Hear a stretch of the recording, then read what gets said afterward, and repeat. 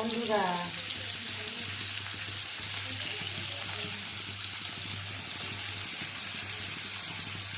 ধনেপাতা পনির করছি। ধনেপাতা পনির ধনেপাতা ভিজিয়ে রেখেছি, বাটবো। পালক পনির খেয়েছো, ধনেপাতা পনির। ধনেপাতার উপর কি দিলাম আমার লাল লাল? কাঁচা লঙ্কা টমেটো দিয়ে দিলাম। এটা হবে ধনেপাতা পনির। বাহ, নতুন রেসিপি। হ্যাঁ, পালক পনির হয় তো, এটা আমি করব ধনেপাতা পনির। টমেটো দিয়ে দিচ্ছি এর সাথে।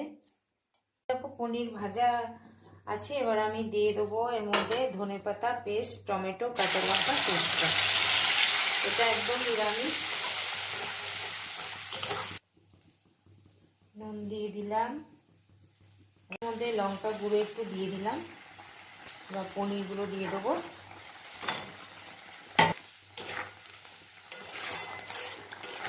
এর মধ্যে একটু মিষ্টি দিয়ে দেবো, আর নামানোর সময় একটু ঘি, গরম মশলা দিয়ে দেবো। তো আমি এর মধ্যে একটু টক দই দিয়েছি, একটু অ্যাড করে দিলাম টক দই। এবার একটু গরম মশলা দিয়ে দেবো, ঘি দিয়ে দেবো। তো আমার হয়ে গেল ধনেপাতা পনির। গরম মশলা দিয়ে দিলাম, এবার আমি দিয়ে দেবো এর মধ্যে একটু ঘি,